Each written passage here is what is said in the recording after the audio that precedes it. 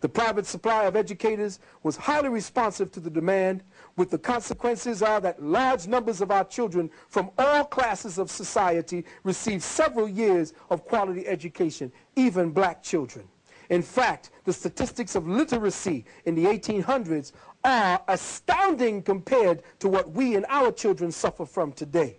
In the hands of private schoolmasters, the curriculum expanded rapidly. Their schools were private commercial ventures, and the competition was intense. Popular demands, coupled with the element of competition, forced schoolmasters to not only add new courses, but to constantly improve their methods and techniques of instruction. Schooling in those early days were plentiful, innovative, and well within the reach of most of the common people. Because if we didn't get into schools, we taught each other ourselves, and we had the black intellectuals going back and teaching the children. Now check these stats.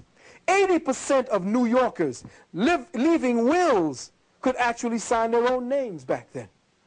From 1650 to 1795, white male literacy jumped from 60% to 90%. In black males, it jumped from 8% to 53%.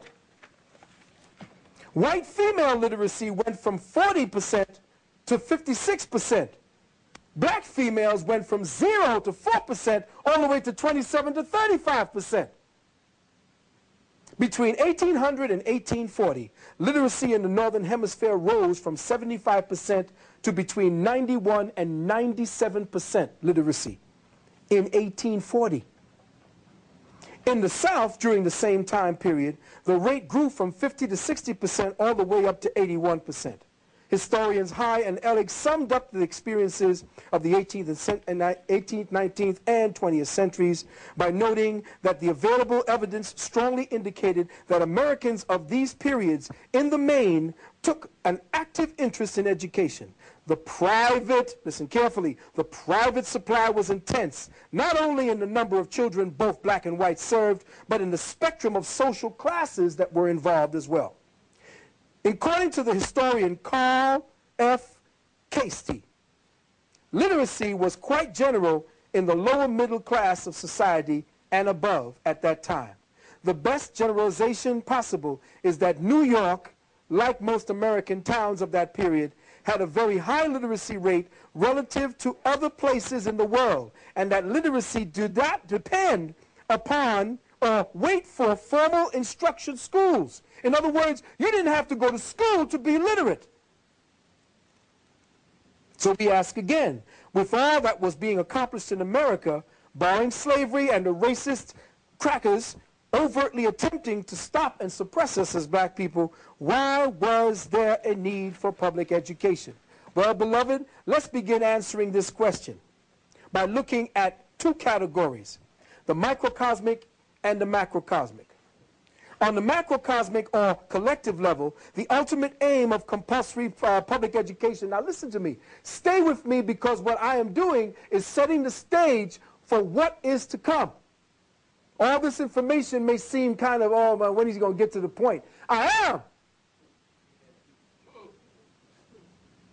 And you see, this is what public education has done to us. It has shortened our attention span. We need it done right away. We need to hear something that's going to trigger us. Oh, I know what he meant, that one.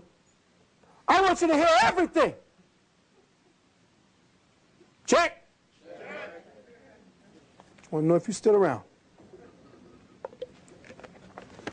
Because when you go back and look at the video, you're going to say, oh, that's why he said that then.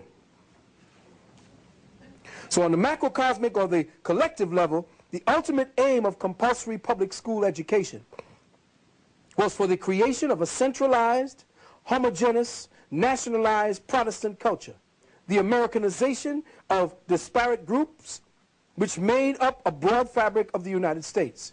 On the microcosmic or individual level, it was to create a good, obedient, non-critical thinking citizen, someone who trusted and deferred all opinions and decisions to the government in all areas that government claims as its own. Brothers and sisters, throughout the present day, European history, rulers, and court intellectuals have used their educational systems to shape and mold the behaviorisms of their nations. The modern-day model for our present-day education system in the West was fashioned in the spirit from Plato's works entitled The Republic. Read The Republic and know that that is where the public education system began. It was used along with his other works by Sir Francis Bacon as inspiration for his works entitled The New Atlantis, which we will get into a little later on. It was Plato's Republic that was reconstituted and faithfully implemented by the Vatican in its conquest of Soviet Russia and its establishment of fascist Italy and Nazi Germany. The first known authoritarian compulsive education system can be traced back in European history to the origins of the rigorous links between schooling and the state, and the first place that you could trace the public school system of the European Commonwealth that has spread around the world is to the country known as Sparta. In fact, it was from the Spartan model of nationalization that Plato fashioned most of his observations that became his book, The Republic. Sparta was the most ancient model of European totalitarianism. The entire state was organized as a vast military encampment. Children were literally seized by the state and educated in barracks, isolated from their parents to the ideal of state obedience.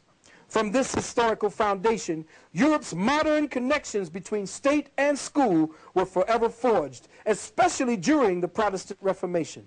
Education at the time was in the hands of the church and various private educators.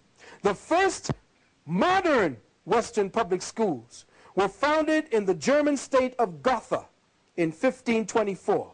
3 years later, in 1527, Thuringia set up the public schools. In 1559, Württemberg inaugurated compulsory attendance to school.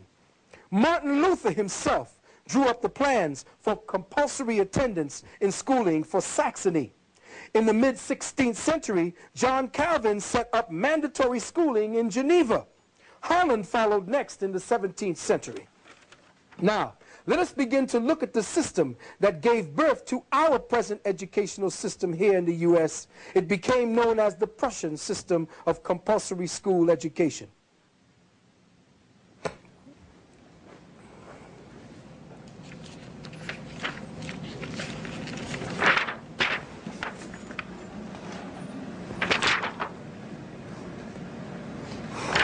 Ladies and gentlemen, what you are looking at is essentially how the education system in America and in the European controlled world is broken down. Europe's first sophisticated national system of education was set up by King Friedrich William I of Prussia in 1717. His son Frederick the Great followed in his father's footsteps, as did Friedrich Wilhelm III.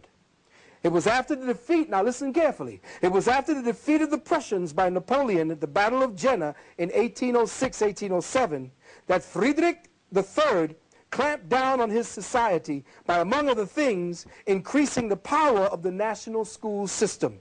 It was decided that the reason the Battle of Jena was lost was because the Prussian soldiers were thinking for themselves on the battlefield instead of following orders. Now, if you got a jackass for a leader, and you know you're going to die, being too smart saves your life. But then, hell, they needed you as a body to go over there to win the war for them. But you see, at that time, the Prussians had one of the highest school systems going. And most of the people drafted for the military were the intellects.